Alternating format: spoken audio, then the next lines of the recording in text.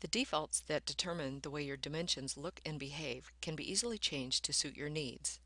If I double-click on the Dimension Tools parent tool, it'll bring up the dimension defaults for the 1/4 inch scale dimension defaults. This will open the defaults for the active annotation set, the 1/4 inch annotations. More information about annotation sets will be discussed in a different video. In the Dimension Defaults dialog under the Setup panel, you can determine the line separation and the reach of the dimension tool. For automatic dimensions, you can determine the line separation as well as the first line offset. You can also add rounded value indicators if you like. Under the Primary Format tab, you can determine the number style that your dimensions will use. My dimensions are using feet and inches.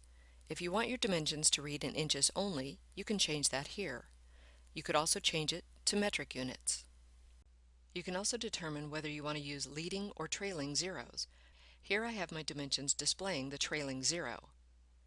You can also change the smallest fraction that the dimension will round to. Right now this is set at 1/16 of an inch, and as you can see, this entire wall is 37 feet 3/16 of an inch.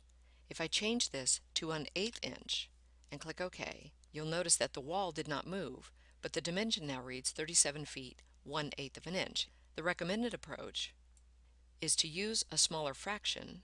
I'll leave this at 1/16 of an inch. Then move the wall to precisely the dimension that you want by selecting the wall and then clicking on the number of the dimension that you want to move it to. Here I'm going to type in 37 feet even and then hit enter. That will move the wall to precisely 37 feet from this wall here. You can do that for interior walls as well.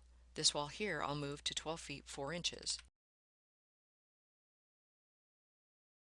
Under that Primary Format panel, you can also determine if you want your text to read centered on the dimension line, above it, or below it. My preference is so that the text sits above the dimension line. You can also add a secondary format. My primary format is feet and inches. If I want to include a secondary format, for instance centimeters, you can add that here on the Secondary Format panel. Under the Locate Objects panel, you can determine how you want your dimensions to locate objects. In this case, the dimensions will locate the walls at the wall dimension layer. You can also determine if you want the interior walls to read to both sides or just the primary side.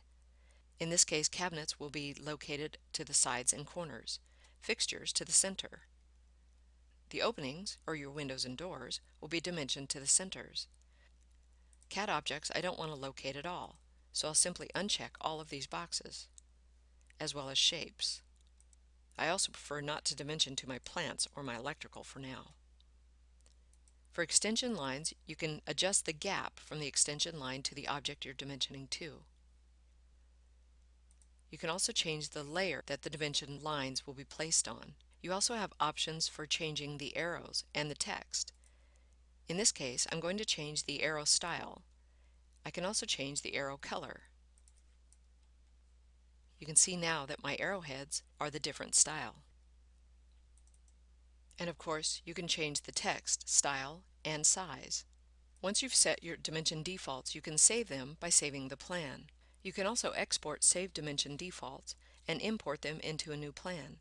Exporting and importing dimension defaults will be discussed in a different video.